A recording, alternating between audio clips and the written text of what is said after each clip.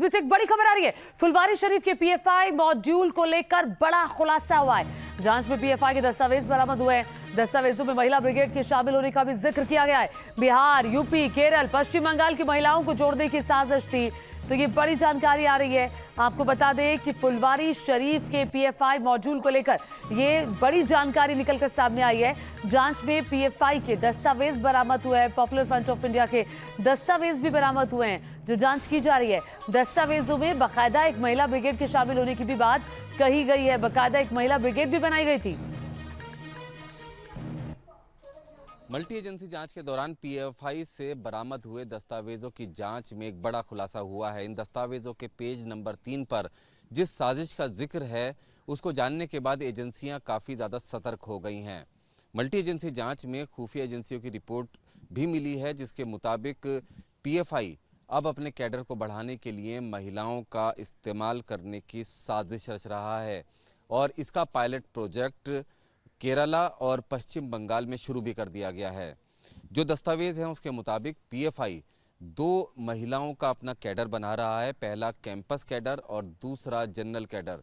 Campus cadre का काम शिक्षण संस्थानों में युवतियों और महिलाओं को टारगेट करना है, जबकि जनरल कैडर के टारगेट पर दूर दराज के वो गांव हैं जो कि यूपी, बिहार, पश्चिम बंगाल, साथ ही महाराष्ट्र, तमिलनाडु, केरल या देश के दूसरे राज्यों में मौजूद हैं।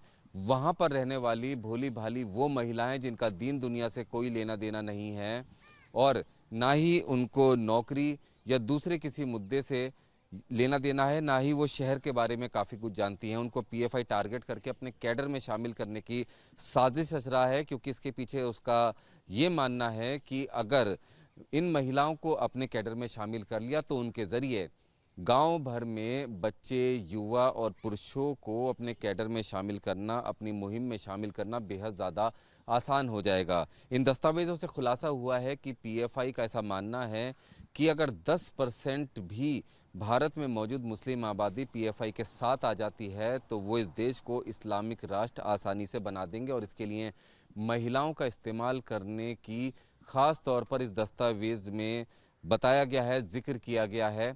और इस साजिश के सामने आने के बाद अब जो एजेंसीज़ हैं वो काफ़ी सतर्क हो गई हैं। पीएफआई के जो कार्रवाई है उस पर नज़र रखी जा रही है। साथ ही साथ ये भी जांच में पता चला है कि देश के कम से कम 12 राज्यों में पीएफआई ने अपनी सहयोगी एनजीओज़ का एक जाल भी बिछा रखा है। उसके ज़रिए गांव देहात की उन महिलाओं को टारगेट किया जा रहा है जो आर्थिक तौर पर भी पिछड़े हुए हैं और सामाजिक तौर पर भी पिछड़े हुए हैं।